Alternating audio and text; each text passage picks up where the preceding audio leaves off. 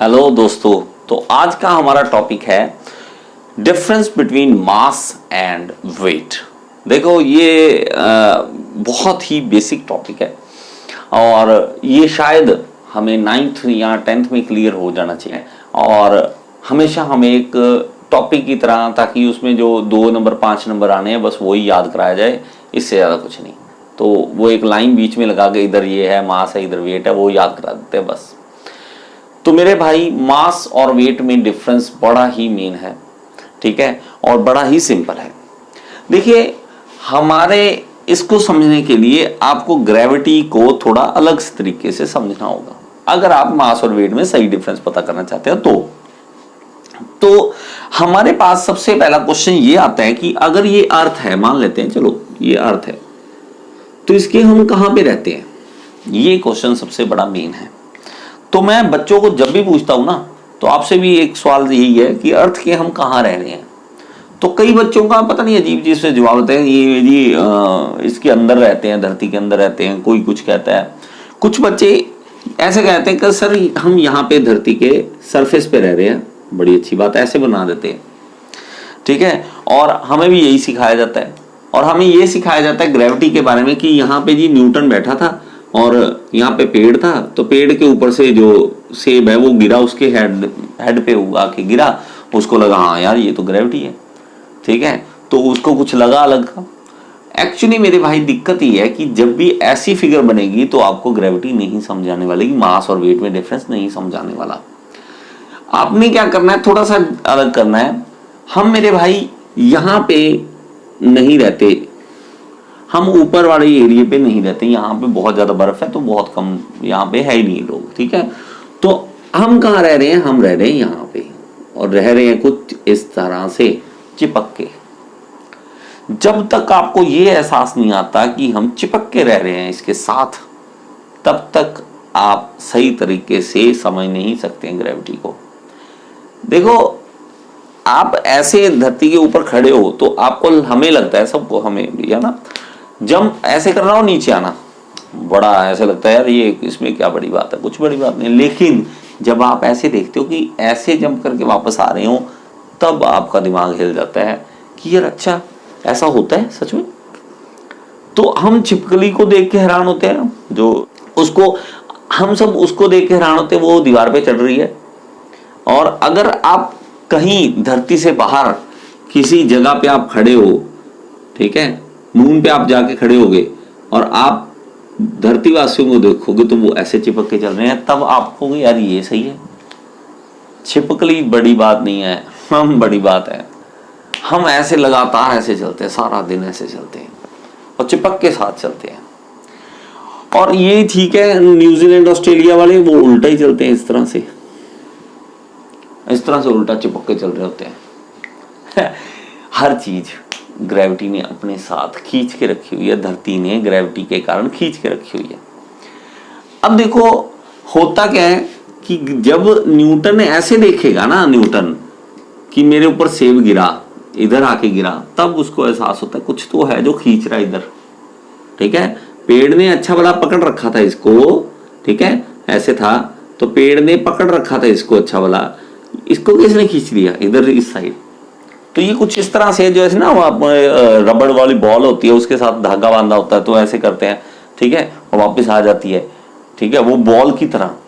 तो आप अगर दोबारा कभी बॉल को मारोगे ना ऊपर, तो आप एक बार आंखें बंद करके ऐसे सोचना कि मैं ऊपर नहीं, मैं साइड में ऐसे फेंक रहा हूं, मेरे पास वापस आ रही है। तब एहसास होगा ग्रेविटी के बारे में, थोड़ा सा एहसास होगा और मजा आएगा ग्रेविटी को समझने का। अच्छा ऐसा होता है ना, ऐसे नहीं फेंक रहे मेरे भाई, हम ऐसे हैं और ऐसे फेंक रहे हैं, ऐसे आ जाते हैं। और सोते भी जब हैं, सोते हैं तो ये बेड है ना हमारा, तो यहाँ चिपक के साथ सो जाते हैं, यहाँ गिर के इसके साथ, और हमें लगता है कि आराम से गिरे हुए हैं। हम धरती के साथ ऐसे चिपक के सोते हैं। बात समझ रहे हो क्या कह रहा हूं? ये कारण क्यों है ग्रेविटी समझाने का? कारण ये है कि देखो, चाहे आप चले जाओ मून पे, चाहे किसी और ग्रह पे, कहीं मर्जी चले जाओ, तो हमारा जो मास है वो नहीं चेंज होने वाला। मास अगर यहां पे 60 kg है, और आप चले गए मून पे भी ऐसे चिपक गए जाके ऐसे, तो वहां पे भी जाके चेंज नहीं होने वाले, आप 60 केजी के 60 केजी के ही रहोगे, मास ही रहेगा, वो उतना ही रहेगा। लेकिन चेंज क्या होगा? चेंज होगा वेट, चेंज होगा वेट। इसने जब खींचना है ना, इसने ज्यादा जोर से खींचा हुआ है आपको इस तरफ, मतलब आपको धरती खींच रही है इधर, मैं आपको यहां से ना किसी चीज से पकड़ के, मैं कहता हूं कि मैं आपको पकड़ के ऊपर उठाना है, मैंने आपको पकड़ के जब ऊपर उठाना है ना इधर, तो मेरा जोर कितना लगेगा? जितना धरती खींच रही है उतना जोर लगेगा ना मेरा। धरती खींच रही है m/g से, वेट ये बन जाता है वेट। वेट क्या है? फोर्स है एक तरह का। हमें दिक्कत क्या होती है? हम आम भाषा में कहते हैं तेरा वेट कितना? वो कहता है मेरा 60 केजी है वेट। वो दिक्कत आती है हमें जब हम कहते हैं मेरा 60 केजी वेट है, ठीक है, और वो मास होता है एक्चुअली, ठीक है। हम क्या करें, आम भाषा में न्यूटन यूज करने लग गए तो लोग कंफ्यूज आ जाएंगे, उनका दिमाग खराब हो जाएगा कि ये क्या बोल रहा है न्यूटन, ठीक है। बोल भी मत देना, किसी को बोल दे, किसी को सामने वाला पूछे आपको, हाँ जी आपका वेट कितना? आपको 600 न्यूटन, ठीक है, तभी गांव से निकाल देंगे, कहेंगे ज्यादा पड़ गया ये, ठीक है ना। और हमारे एरिया में तो ये भी माना जाता है कि ज्यादा पढ़ने वाला इंसान पागल हो जाता है। वो एक्चुअली पागल नहीं, वो सियाना हो जाता है, ठीक है। तो आप इसको बोल दो कि मास 60 और 10 एक्सेलरेशन ड्यू टू ग्रेविटी, ना 9.8 को 10 ले रहा हूं, तो 600 न्यूटन। लो जी मेरे भाई, 600 न्यूटन वेट बन गया, मास बन गया। मतलब आपको उठाने के लिए, अगर मैंने उठाना है, धरती से ऊपर उठाना है, तो 600 न्यूटन का बल लगाना पड़ेगा, फोर्स लगाना पड़ेगा, तभी आपको उठा सकता हूं मैं। 60 केजी मास था, 600 न्यूटन आपको उठाने के लिए बल चाहिए, फोर्स चाहिए मुझे आपको उठाने के लिए। अब आ जाते हैं बात यहां पे, अब चले गए मून पे। मून है जो धरती से 1/6 छोटा है, ठीक है, उसकी ग्रेविटी जो है, उसमें जोर जो है खींचने का 1/6 है, छठा हिस्सा है। अगर यहां पे आप 600 न्यूटन के हो तो यहां पे जाके पता है क्या बन जाओगे? सिर्फ 100 न्यूटन के। मास नहीं चेंज हुआ, आप में जो है 60 केजी का 60 केजी है, ठीक है, लेकिन उसने खींचना कम कर दिया, ठीक है। जैसे ये कहूं कि एक चीज है, देखो ये कोई बॉक्स है, एक कमजोर पतले से बंदे ने पकड़ा हुआ है यहाँ पे इस साइड, तो आपको इस साइड खींचने के लिए कम बल लगाना होगा। एक वही बॉक्स है, लेकिन अब आ गया उसका बड़ा भाई, उसने पकड़ लिया, अब भाई ज्यादा जोर चाहिए मुझे। बॉक्स वही है, बॉक्स में फर्क नहीं आया, पकड़ने वाले में फर्क आ गया। ये पकड़ने वाला जबरदस्त है, बड़ा भाई है, ये है छोटा भाई, ये अभी मान लो 10 साल का है, ठीक है, छोटा बच्चा है, वो पकड़ रहा है किसी चीज का, छोड़ इधर, है ना, उसमें बेचारे में फोर्स नहीं है पकड़ने का। इधर आ गया बड़ा भाई, और ये जिम मारने वाला 30 इयर्स का बंदा है कोई, जिम मारने वाला, इसने पकड़ लिया, अब छुड़वा के दिखा, लग गया जोर। चीज वही थी, लेकिन खींचने वाले का, मतलब उसको पकड़ने वाले का, पकड़ने वाले में दम अलग लगे। बात जब सही समझोगे, सही तरीके से समझोगे, और तब मजा आएगा उस चीज को समझने का। जब तक मजा नहीं आता ना मेरे भाई, तब तक पढ़ाई का ही फायदा नहीं है जो आप साइंस कर रहे हो। अब आप बताओ, आप बोर तो नहीं हो रहे ना? नीचे लिख देना कमेंट में, ठीक है, अगर आप बोर हो तो लिख सकते हो कि सर मुझे मजा नहीं आया, बोर हो गया मैं तो, ठीक है। तो अब समझो बात, अब इस बॉक्स को इस बंदे ने पकड़ा था, छोटे से बच्चे ने, ठीक है, वो था मून, छोटे से बच्चे ने पकड़ा था, हमने उससे छीन लिया। अब यहां आ गया बड़ा बंदा अर्थ, उसने पकड़ रखा था, हमारा जोर लगने का। बॉक्स वही है, 60 केजी का ही है, हम 60 केजी के 60 केजी के ही हैं, डिफरेंस कोई नहीं है। अगर कोई पकड़े ही ना, पकड़े ना का मतलब क्या होता है? कोई पकड़ ही नहीं रहा आपको, लो जी नहीं पकड़ रहा कोई, तो क्या होगा? आप 60 केजी की हो, आप 60 केजी को, लेकिन आपको उठाना बड़ा आसान हो जाएगा। मतलब नो ग्रेविटी, कोई ग्रेविटी ना हो, ग्रेविटी नहीं है, खींचने वाला ही नहीं है कोई, पकड़ने वाला ही नहीं है कोई, आप स्पेस में घूम रहे हो, ओपन स्पेस में घूम रहे हो, उड़ रहे हो हवा में।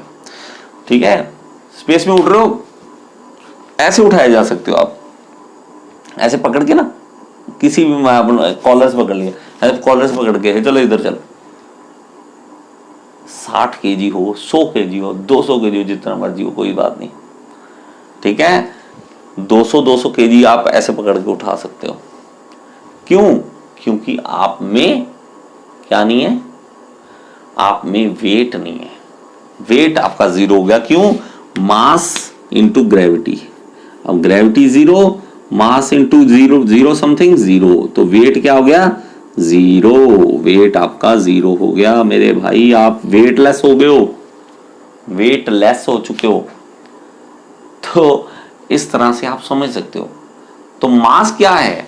मास हमारे पास एक बॉडी के अंदर कंटेंट है, बॉडी के अंदर कंटेंट है, ठीक है। और वेट क्या है? एक फोर्स है, ठीक है।